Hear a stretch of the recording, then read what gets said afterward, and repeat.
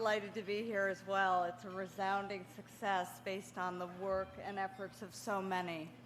I must tell you that I thought that I realized for the first time my true age. I reached into my briefcase and concerned about seeing my remarks. I have 6 reading glasses, maybe 7 or 8 now. This is a crime. And there's some on your head. And there's some on my head. Oh, thank you. See, that's why she got the award last year. Anyway, the fact that this room is so full of women supporting the environment and National Audubon, it's really no surprise. After all, Audubon itself was founded by women in a Boston front parlor 100 years ago, making this organization one of the oldest conservation organizations in the world. These women felt that it was the need to organize in response to cruelty to birds killed for their plumage to decorate fashionable hats of the day. 100 years later, conservation, of course, is not a matter of fashion.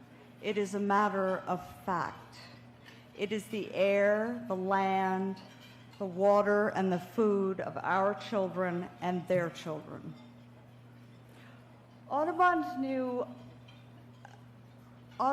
new Women in Conservation program, of which this award is an annual highlight, continues Audubon's long tradition and association with women in the environmental movement.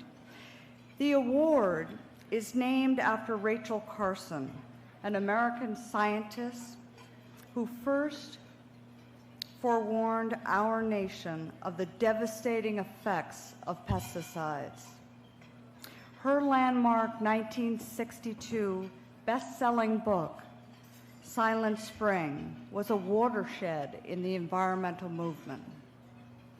An inspiration to a full generation of activists, Rachel Carson is surely one of the most influential citizens of the 20th century. Today, you'll meet 4 remarkable women of the 21st century. Their work invokes the spirit and stature of Rachel Carson. Please hold your applause while these 4 women stand.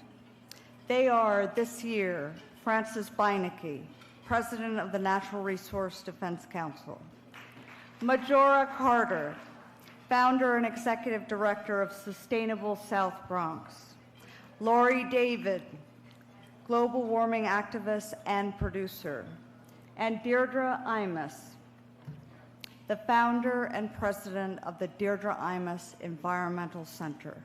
Congratulations to you all.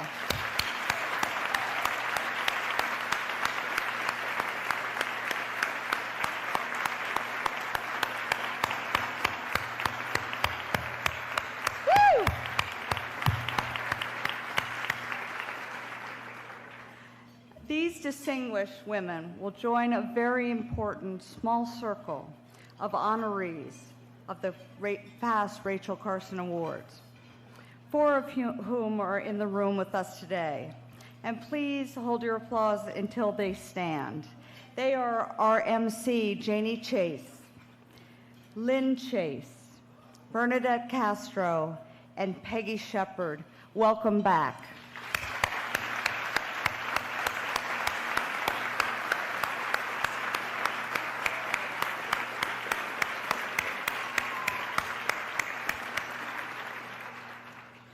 So much fun.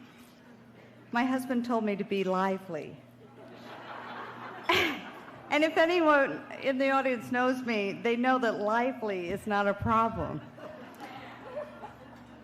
At any rate, additionally and briefly, and although they won't be needing to stand, there are 3 sets of people that must be recognized for today and their support. Because of them and all of you, This luncheon today has raised over $250,000 for National Audubon.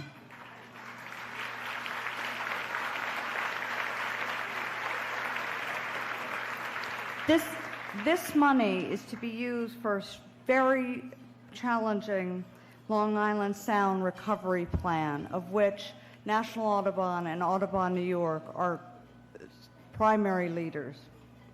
We are also taking proceeds for the development of the Women in Conservation Program website that I think your daughters and friends and colleagues will find of interest.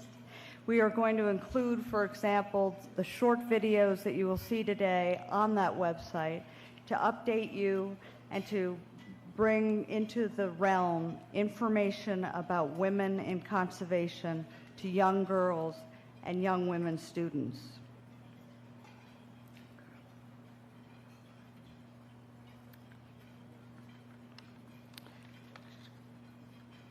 First, I'd like to mention our honorary chairs, and again, briefly.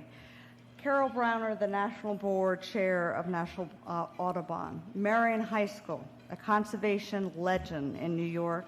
And Cynthia Lufkin, a wonderful supporter and wonderful philanthropist. Next, I would like to take the time to name and thank the 8 luncheon chairs who have made this a great success. They and their committee have made this event what it is today. They are Ann Colley, Margot Ernst, Tina Gagne, Janine Getz, Fernanda Kellogg, Lisa McCarthy, and Ginny Stowe.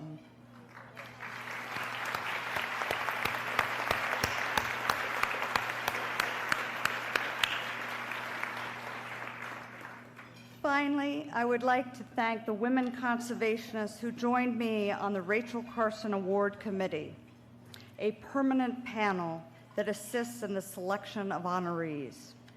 18 members of this panel are here today, and all of their names are featured in your program.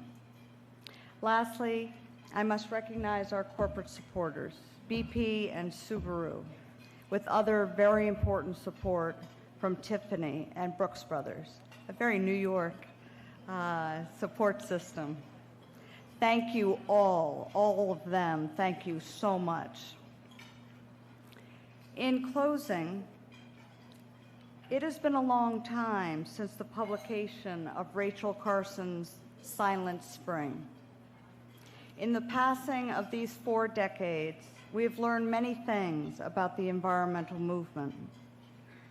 But one thing is especially clear, that all must come to the environmental table. Corporations, government, foundations, and individuals. We must seek and implement solutions to the environmental challenges threatening life on Earth. The support that you have shown today for Audubon and the increasing concern about the environment both locally and around the world very much helps promote and sustain a secure future for us all. Thank you for your part in this great effort. Thanks so much.